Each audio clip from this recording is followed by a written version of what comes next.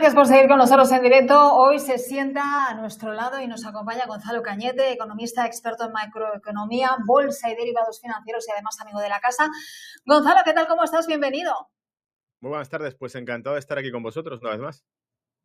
Bueno, Gonzalo, hoy hemos conocido datos de inflación muy esperados. El IPC aumentó un 0,39% mensual en diciembre, el mayor incremento desde marzo. Los mercados lo han recibido bien. Te pregunto, la inflación ha subido, pero menos de lo que se esperaba. Entonces, ¿lo interpretamos como buenos datos? Bueno, lo interpretamos como que son datos en línea con lo esperado, que he dicho esta mañana en el reporte que publico en redes, precisamente que, en mi opinión, no bastaría con un dato acorde con lo esperado. Si tenemos en cuenta todo el movimiento de mercado que hemos visto durante las últimas 2 o 3 semanas, creo que hace falta mucho dinero para mover este mercado. Estaba leyendo precisamente ahora comentarios de que operadores ya están descontando que continúe el recorte de tipos. Las últimas palabras que escuchamos de Jerome Powell fue precisamente que no había urgencia en la economía estadounidense para recortar esos tipos, y el otro dato que sabíamos y que preocupaba es que la tendencia general de la inflación había estado ascendente desde agosto 2024. Hemos visto que iba repuntando la tasa de inflación, tanto la normal como la subyacente en Estados Unidos, pero también en Europa. Por eso, digamos que esto era un dato más esperado que nunca, con más importancia que otras veces, sencillamente porque podía cambiar el guión de la película. 3 mercados son los que hemos observado y los que nos preocupaban porque descontaban altamente que probablemente estuviésemos ante otra etapa inflacionista. Eran un rendimiento de los bonos estadounidenses subiendo, por cierto, también estaba ocurriendo para Reino Unido. Teníamos también un dólar extremadamente fuerte, había llegado a llegar a 110 puntos el índice dólar, estaba machacando al euro contra las cuerdas, y hemos visto también que la renta variable estadounidense estaba asustada, había retrocedido bastante, e incluso a nivel técnico veíamos formaciones detectadas desde la semana pasada que mostraban lo que podría ser un patrón hombro cabeza hombro en el SP 500, que nos podría catapultar el mayor índice del mundo, la mayor renta variable del mundo, el mayor selectivo, a zonas de 200 puntos abajo fácilmente, sencillamente por eso. De momento, la fuga que hemos visto es que parece normalizarse el mercado, es decir, hemos visto que minutos después de los datos se enfriaba la prima del bono estadounidense a 10 años, el dólar retrocedía hasta 108 y pico puntos y la renta variable recuperaba terreno. Ahora nos toca ver si esta tendencia se consolida, pero la respuesta de los operadores de mercado viendo los movimientos del dinero es básicamente que han tomado como un dato positivo que la inflación no haya repuntado. Más allá de eso, eh, llevamos 3 periodos consecutivos con la inflación subyacente estancada prácticamente, mientras que la inflación IPC seguía subiendo, y nos quedará por conocer también la del PCE de Estados Unidos también, por supuesto. Bueno, la renta variable está despegando muchísimo porque estamos viendo los 3 índices en positivo en este momento y además con bastantes ganancias. Por ejemplo, en el Nasdaq de 2,16%. Y veníamos precisamente de un mercado bastante volátil. Gonzalo, en los primeros días de 2025, la verdad que hemos visto bastantes retrocesos, ¿no?, en los índices. Y de hecho, la semana pasada el mercado respondía de una manera bajista a datos de empleo que eran bastante buenos o positivos en Estados Unidos. El mensaje que está transmitiendo después de lo que estamos viendo hoy, con esa inflación que ha subido pero no ha repuntado mucho, ¿cómo lo interpretamos? ¿Qué nos está diciendo el mercado? Pues como decía, yo creo que con cautela, porque el dato que tuvimos el viernes pasado le asustó a Wall Street, básicamente porque lo que Wall Street quiere, paradójicamente, es que los datos estadounidenses sean débiles, sean malos. Cuanto mejor sean esos datos, peor, porque lo que Wall Street necesita es que el estímulo de Reserva Federal no esté cuestionado.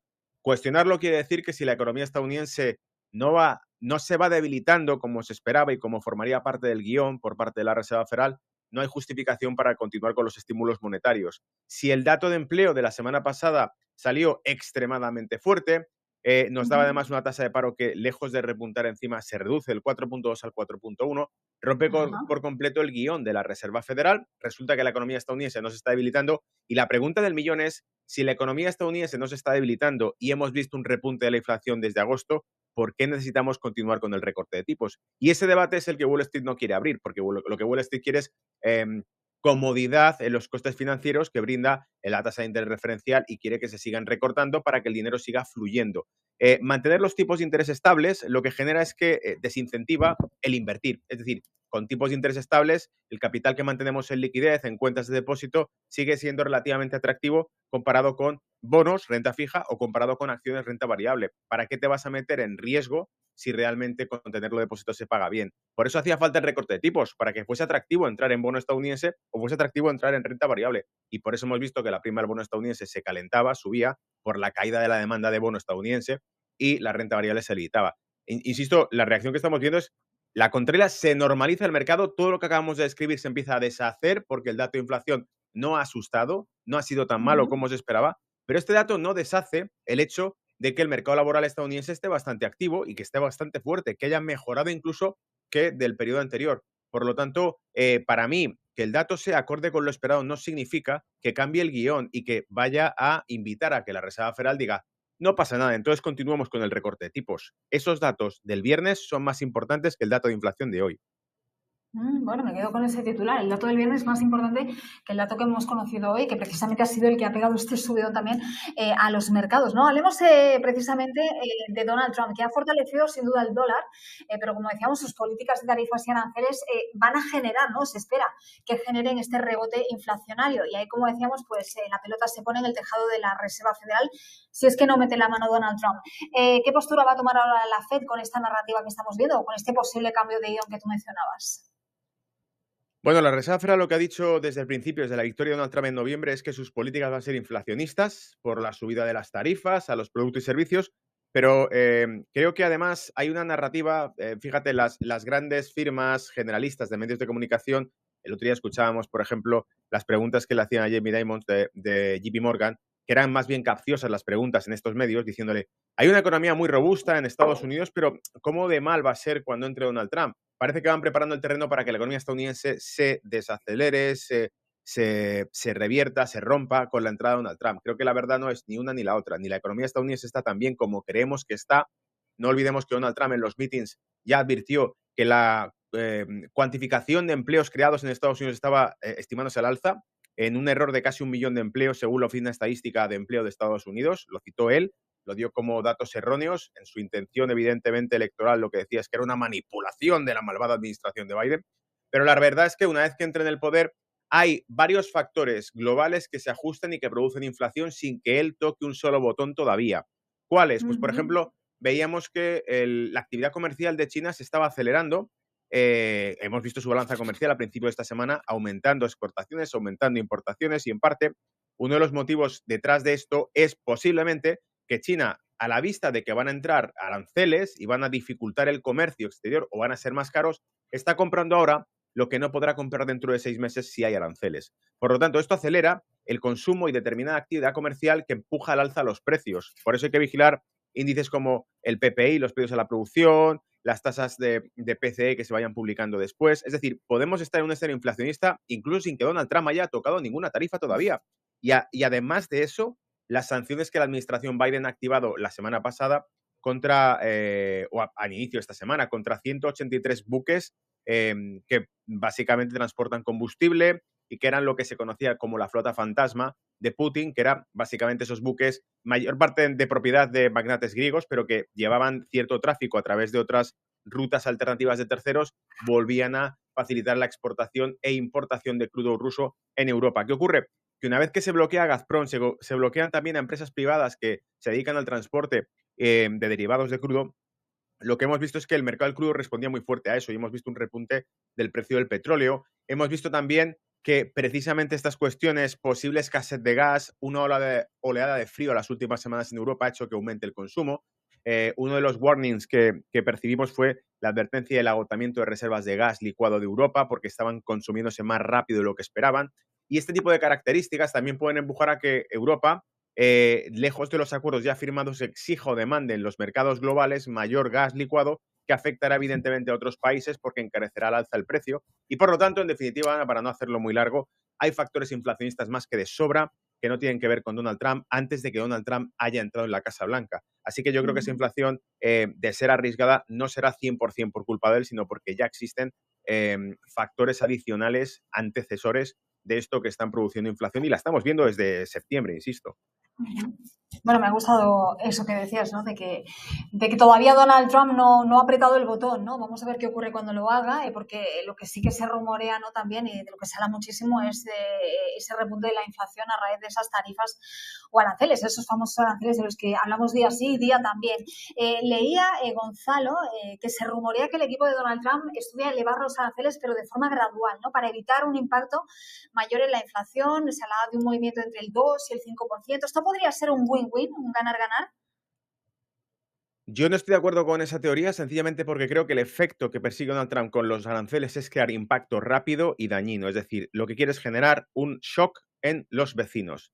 Subirlos gradualmente podría ser una estrategia porque, de hecho, pero claro, no de un 5%. Estamos hablando de que en 2018 a 2019, cuando empezó a aplicar los aranceles, creo que subió un 25%, empezó por sectores como el acero y después fue incrementándolo y ampliándolo a otros sectores. Quizás sea gradual en cuanto a el rango de activos, de bienes o de sectores que pueden ser sometidos a aranceles, pero empezará con cifras fuertes, yo creo, porque el objetivo que persigue es conseguir a corto plazo concesiones de otros países. Es decir, dicho una vez más, hemos aprendido básicamente la estrategia de Trump en 2018 con los aranceles. No persigue recaudar fondos para Estados Unidos. Lo que persigue con el arancel es crear el máximo daño posible en las balanzas comerciales de sus enemigos comerciales para que estos accedan a negociar. ¿Negociar qué? Negociar todo tipo de cuestiones, desde exportaciones de recursos energéticos, exportaciones de minerales raros que precisa Estados Unidos para procesar o para producir tecnología más avanzada. Importaciones también, porque lo que busca es que sus vecinos, sus enemigos comerciales, al sentir el dolor que genera este tipo de tarifas en sus balanzas comerciales, ver que pueden caer los resultados empresariales, aumentar incluso las tasas de paro, afectar estratégicamente a algunos sectores, digan, de acuerdo, nos sentamos y discutimos qué quieres, y Donald Trump les diga, yo estoy dispuesto a quitar tarifas si a cambio empezáis a comprar X cantidad de productos de este sector o de otro. En 2018, cuando estuvo aplicando aranceles a China, finalmente para 2019 lo que resultó ser es que Donald Trump estaba dispuesto a quitarlos, por supuesto, pero tenían que empezar a importar producto agrícola estadounidense, en concreto soja por valor de 100.000 millones de dólares, si no recuerdo mal, en esa balanza. Por tanto, resolvía el problema. Él no quería recaudar dinero con el arancel, lo que quería es obligarles a que el producto americano se siga vendiendo fuera, mientras Estados Unidos siga siendo el mayor consumidor del mundo. Insisto, el consumo global de los BRICS, entre todos ellos, alcanza del entorno en 2022 11 billones y pico de dólares, mientras que el consumo global de la población estadounidense superaba los 16 billones. Por lo tanto, el consumo estadounidense sigue siendo más fuerte que todo el conjunto de los BRICS y eso lo saben. Es el consumidor número uno del mundo, el mayor cliente. Wow. La verdad bueno, explicas todo de una manera muy correcta y bueno, entendemos un poco Gracias. también, ¿no? A qué se debe todo este tema de las tarifas y prácticamente casi que es una estrategia, ¿no? Más que otra cosa, como tú comentabas. En unos días Trump va a tomar posesión, Gonzalo, tenemos la economía, guerras comerciales, inmigración, deuda. ¿Cuál es el mayor reto que crees que tiene por delante el nuevo presidente? Porque realmente la economía que hereda sobre el papel es fuerte. Decimos sobre el papel o en teoría, porque bueno, sobre esto, como mencionabas antes, hay un dilema o hay un debate. Pero ¿cuál crees que va a ser el principal reto que tiene por delante Donald Trump, por lo menos en este primer año? Bueno, yo diría que las medidas de corte económico no serán tan problemáticas, pese a que hay un excelente y gigantesco lobby energético, por ejemplo, detrás, con el tema de energías verdes. Existe una agenda verde global, tanto en Europa como en Estados Unidos, uniformada. Da igual a quién vote el ciudadano, se lo van a aplicar igual. Se va a comer los impuestos, nuevos impuestos verdes igual, se va a comer las smart cities igual, se va a comer las restricciones de tráfico, se va a comer la obligatoriedad de utilizar vehículos eléctricos o no utilizar vehículo alguno y llevar a transporte colectivizado, que esto lo dijo Boris Johnson en 2021, lo sugirió, que sería una de las ideas más innovadoras que viviésemos en el futuro en pequeñas localidades, lejos de las grandes ciudades, porque sería demasiado caro vivir en las grandes ciudades. Y todo esto va con las medidas que ellos van poniendo. Tumbar ese lobby, que lo va a intentar, porque Donald Trump ha abierto directamente, ha sugerido que va a volver a apoyar el mercado del gas, del petróleo, va a requitar las restricciones que existían, las subvenciones al vehículo eléctrico, también lo hemos escuchado, ¿no? Se retira del Acuerdo de París para las emisiones de CO2. Ese va a ser un lobby duro que morder y va a ser un lobby duro contra el que combatir. Pero creo que lo demás no es tan duro porque en las medidas económicas Donald Trump contará con el apoyo de otros lobbies. Es decir, para combatir el lobby verde contaré con el apoyo también del lobby gasístico y petrolero que no es pequeño y que además es fuerte en Estados Unidos porque durante 20 años, 2 décadas, se han dedicado a crear una tecnología que les permitiese ser el principal productor de combustible del mundo y lo han logrado con el fracking. Hay muchísimo capital invertido y no va a desaparecer porque se hagan acuerdos sobre cambio climático con el resto. Esto es obvio porque hay mucho interés detrás. Pero yo diría que los mayores escollos que va a encontrar, los mayores obstáculos están en el terreno político, no económico. Por ejemplo, la resolución del conflicto de Ucrania, que ha sido, Ujú. por otro lado, un agujero en la bolsa presupuestaria estadounidense y también europea. Él quiere darle portazo a este problema y evidentemente le van a poner todas las trabas que puedan para que no se haga así. De hecho, de lo último que escuchábamos eran los rumores Ajá. que hablan de que entre los políticos o la burocracia europea existe algo de optimismo porque quizá Donald Trump decida que, bueno, no hay que retirarse porque retirarse de Ucrania podría significar una derrota de cara al resto del mundo como ocurrió en Afganistán. Pero esto todavía no lo ha confirmado Donald Trump y, de hecho, su enviado para el tema de Ucrania dijo que estimaba 90 días para terminar con la guerra de Ucrania una vez que entrase en la Casa Blanca. Esto para mí es un reto mayor, porque es la propia OTAN la que tiene montado aquí Ujú. una arquitectura muy compleja con Europa, han metido muchísimo dinero y no puede llegar Donald Trump y cortarlo porque el interés es casi militar, es toda la industria armamentística militar de Estados Unidos la que está metida ahí. Al ciudadano estadounidense probablemente le interese este discurso de Donald Trump de vamos a dejar de utilizar ese dinero para una guerra ajena que no nos interesa y vamos a empezar a utilizarlo para reactivar la industria estadounidense, la tecnología y reparar las ciudades que tienen más conflictividad, etcétera. Ese discurso es el que quiere el ciudadano estadounidense. Sin embargo, lo otro es lo que vemos que será complicado resolver por un lado y por el otro, evidentemente, que también anunció que reformaría las agencias de inteligencia, el FBI y demás, cosa que es casi quimérica, una utopía, porque básicamente hemos visto desde sus orígenes Donald Trump ha defendido que existía un Estado profundo que no le permitía hacer nada y que evidentemente desmantelarlo pues implicaría que si existe no se va a dejar desmantelar y si no existe entonces no hay nada que desmantelar. Esa es otra de las grandes cuestiones que lanzó que me parecen utópicas y que serían un gran obstáculo para él completarlas durante su mandato. Bueno, Donald Trump asegura que se va a reunir muy rápidamente con Putin una vez que asume el cargo en los Estados Unidos. Así que, como decíamos, ese va a ser uno de los principales desafíos que tiene el presidente de Estados Unidos por delante. Se va a celebrar el Foro Davos, se va a tratar sobre incertidumbre económica, sobre cambio climático, sobre comercio. Se espera con mucha expectativa, ¿no? La intervención de Donald Trump va a ser el jueves, ya como presidente de Estados Unidos y de manera virtual. ¿Qué crees o qué esperas de esa participación? Porque recordemos que este foro tradicionalmente pues defiende el multilateralismo, el libre comercio y al final Trump lo que presenta es una postura más proteccionista, ¿no? Al mismo tiempo, yo diría que este foro lo que también defiende, hemos visto, sobre todo por sus participantes y porque la opinión colectivizada, lo que defiende es lo que Donald Trump ha calificado en más de una ocasión como globalistas, como una postura política globalista. Eso quiere decir que son políticas uniformadas entre Europa y Estados Unidos, básicamente el bloque occidental. Green Deal, la agenda verde, las tarifas, el coche eléctrico, este tipo de negocios que se han establecido con esa agenda uniformada y globalista es la que Donald Trump básicamente denuncia y combate. Es decir, la postura de Donald Trump es la postura que algunos han definido como la postura de Trump and the Patriots, los patriotas y Trump, que básicamente es vamos a dedicarnos a gastar los recursos, el tiempo y el esfuerzo en hacer a Estados Unidos una potencia número uno en todos los aspectos, innovadora, mientras que la postura de Davos es una postura globalista, crear agendas globales, políticas grupales, que está, en mi opinión, fracasando ya en Europa, porque estamos viendo que cada vez más, desde Francia, Alemania, Austria, Rumanía incluso, la intención de voto está virando hacia opciones más nacionalistas y me recuerda un poco a, bueno, en resumen y por contestar de forma más concreta a la Uh -huh. pregunta, Trump puede volar en pedazos el foro de Davos, como lo ha hecho en otras ocasiones en otros eventos internacionales, porque básicamente aparece, da un discurso, porque es el presidente de Estados Unidos, pero el discurso que da de repente sale por donde no se espera. Por ejemplo, en 2016 hizo un discurso en la ONU, donde de repente empezó a decir que Estados Unidos ya no era la policía mundial, que iban a partir de ahora a respetar la soberanía de cada país para decir qué hacer con su destino y con sus cuestiones,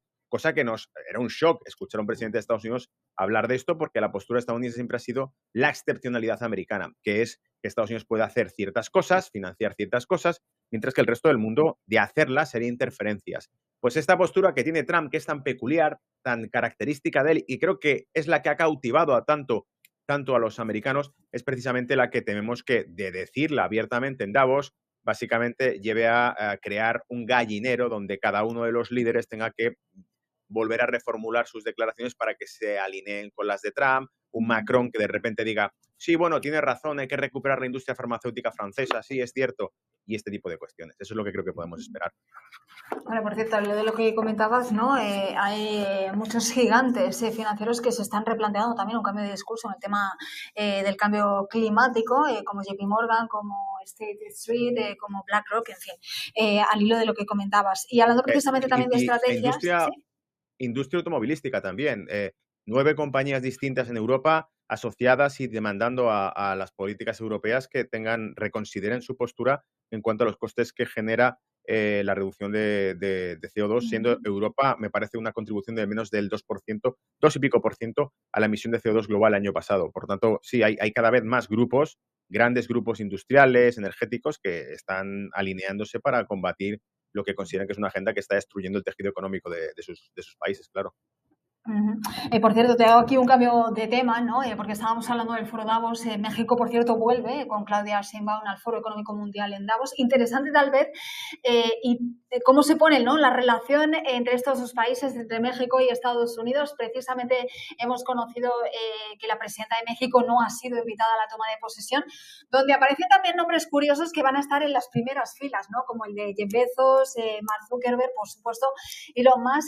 Estos detalles que vamos a ver en la investidura el próximo lunes también nos dan pistas, ¿no?, acerca de quién se va a rodear Donald Trump y por qué, ¿no? No sé qué te parece esto.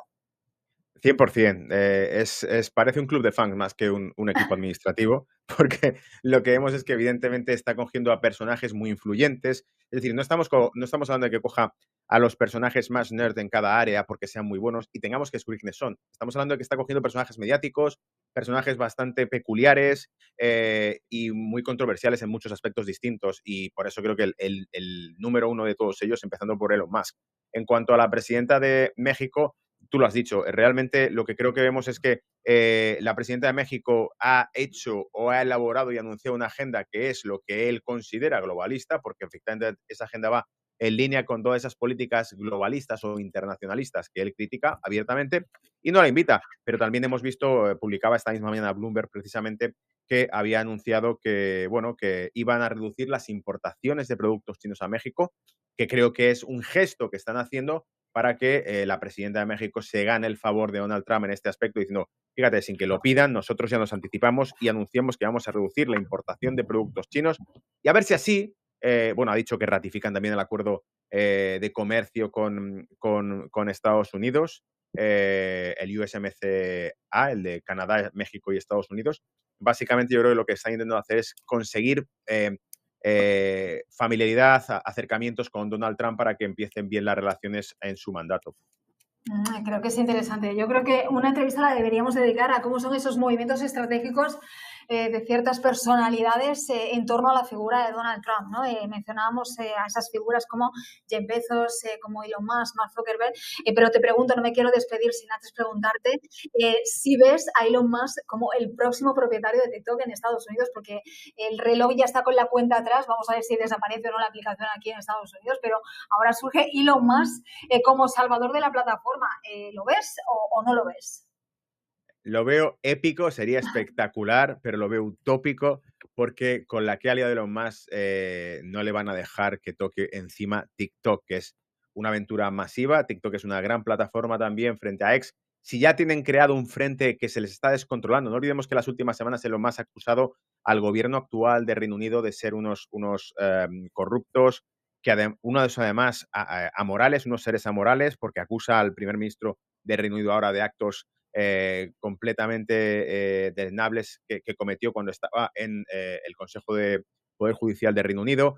Elon Musk no tiene filtro y les ha atacado abiertamente. Incluso pidió al rey Charles de Reino Unido que suspendiese el Parlamento porque había que arrestar a ciertos políticos británicos y demás. Mismos políticos que, por cierto, le llamaron desinformador, creador de bulos, etcétera, propagandista. Y después hemos visto, fue noticia la semana pasada, uno de los miembros del Partido Laborista ha sido detenido precisamente por actos, investigado por actos de este tipo, lo cual quiere decir que quizá Elon Musk no estaba tan desactualizado, tan despistado, o no estaba lanzando tantos bulos. El hecho de que un tipo como este, un magnate como este, esté diciendo abiertamente lo que nadie puede decir y lo que ningún medio de comunicación se ha atrevido a mencionar, ni siquiera los políticos se atreven a declarar, el hecho de que esto ocurra se convierte en una diana y un objetivo muy peligroso porque evidentemente no le van a dejar bajo ningún concepto que además entre también en una red como es TikTok porque la expansión que podría tener es masiva. No olvidemos que en Rumanía han suspendido la democracia, han cancelado las elecciones porque la red de TikTok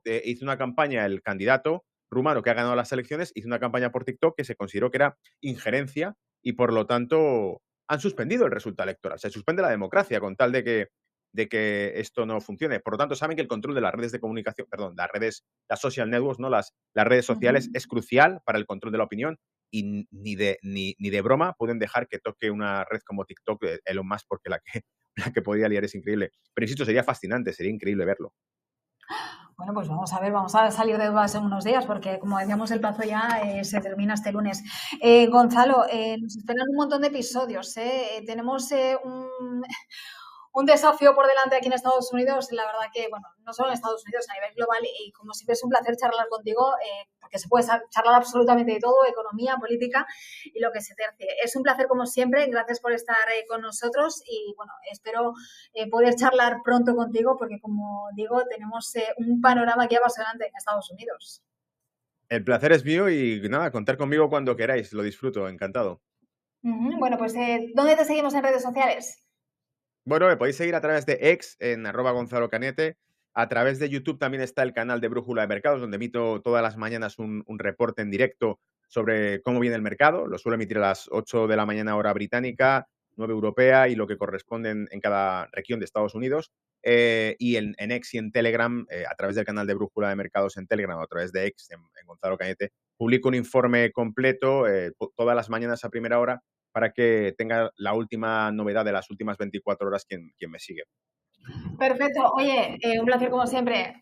Cuídate mucho, Gonzalo, hablamos. Igualmente, gracias, un abrazo. Bueno, pues un placer. Como digo, charlar con Gonzalo Cañeda absolutamente de todo. Y como decíamos, es que se abre un panorama impresionante aquí en Estados Unidos con un montón de aristas interesantes y es un placer charlar de economía, de política y, como decía, de lo que se te hace con Gonzalo. Vamos a hacer una pausa, regresamos enseguida aquí a Buenos Días, Wall Street. No se vayan, regresamos y hasta ahora.